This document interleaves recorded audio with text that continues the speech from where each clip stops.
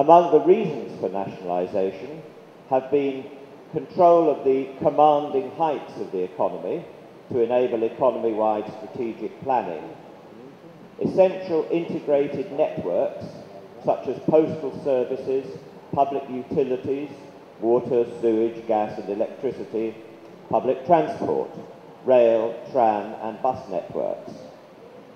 Failing companies seen as too important to be allowed to collapse. National champions such as airlines and car manufacturers. Strategic companies such as shipyards, steelworks, ports and arms manufacturers. And most recently, of course, the partial nationalisation of banks and insurance companies. There were also industries or companies in which labour relations were so bad that production could only be safeguarded through public ownership, as in the coal mines in the UK. And then there were miscellaneous reasons, such as the nationalisation in France after the Second World War of significant parts of the industrial and financial sectors whose owners had collaborated with the Nazis during the war.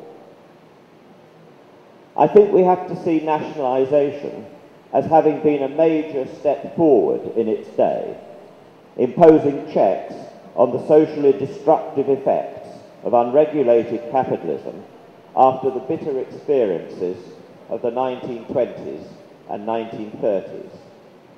It was a progressive development, moving economic activity from private ownership into public state ownership.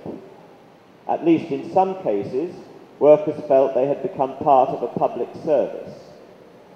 However, the institutional form which nationalised industries and firms took was typically some sort of arm's-length corporation, operationally independent of the state and run by a state-appointed board charged with serving the public interest.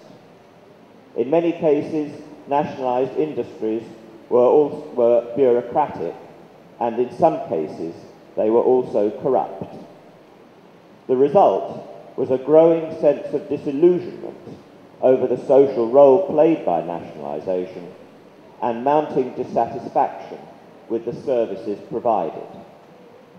These weaknesses were then drawn upon by the ideologues of neoliberalism to popularise their project of re-privatisation. Now, it's important to realise that nationalisation is not social ownership. There is typically no worker or consumer representation in the management. State-owned enterprises are not subject to democratic control by their workers, customers, and the communities in which they operate.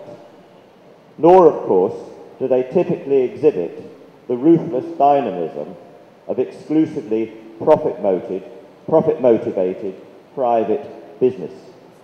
They thus tend to combine the worst of both public and private worlds. As their shortcomings became increasingly apparent, change was inevitable. The question, however, was what sort of change? The change was posed as nationalisation, which was said to have proved to be inefficient, or privatisation, which it was claimed could be more efficient. In the end, neoliberal ideology prevailed, and privatisation became and remained the common sense of the age, from the 1980s until today. The 1980s saw deregulation and cut-price privatisation of state assets across the world, accompanied by substantial windfall profits for those with the capital to buy them. The collapse of the Soviet Union and Eastern Europe after 1989-91 seems to be the final nail in the coffin of state ownership, including nationalisation and, by extension, of socialism itself. It saw also the rise of crony capitalism and the oligarchs who enriched themselves by stealing the property of the Russian people. However, the alleged benefits of 1980s privatisation and deregulation were highly debatable, and there may now be signs of a new era as a result of the current financial and economic crisis. In this context, I think it's interesting to reflect on Karl Polanyi's concept of the double movement. Polanyi argued that the first movement in the 19th century to create a fully self-regulating capitalist market undermined the conditions on which capitalism depended for its continuous reproduction. This resulted in what he called a second counter-movement, in the form of society's struggle to defend itself against the ravages of unbridled capitalism. And this gave rise to regulation and elements of public ownership. However, although Polanyi did not live to see it, this counter-movement interfered with the dynamic of the capitalist mode of production and caused it to partially seize up. And this in turn gave rise to the present neoliberal era of privatisation, deregulation, and free market capitalism unleashed. Given the seriousness of the current crisis, we may therefore be at the beginning of a second counter-movement, an attempt at a new era of nationalisation and regulation. But it is important to note that the nationalisation of financial institutions currently underway is primarily a partial nationalisation, with so far no suggestion that the state will take full control, and the longer-term objective of reprivatisation when stability is restored. Capitalism, of course, does not collapse of its own accord.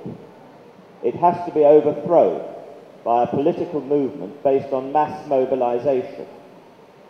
So unless we go beyond a restabilisation of capitalism, the secular cycle of regulation, followed by deregulation, followed by re-regulation, is likely to continue.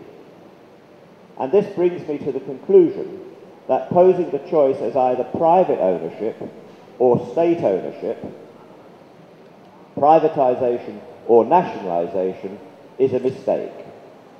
There is also the choice, indeed the necessity, of socialisation, of going forward to social ownership as the basis for a process of socially inclusive, participatory planning of economic activity.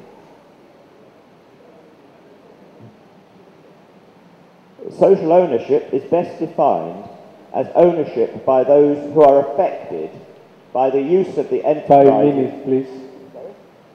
5 minutes. By the use of the assets involved in proportion to the extent to which they are affected. It has much in common with the green concept in the UK and elsewhere of stakeholding. Following the principle of subsidiarity, which underpins, at least in theory, the multi-layered governance structure of the European community, social owners will differ according to the degree of generality, the reach of the decisions to be made. At the enterprise level, social ownership has to embrace the workers in the enterprise, the communities in which it is located, the users of the output of the enterprise, and other enterprises in the same community or industry, the major suppliers, and so on. Gobierno Bolivariano.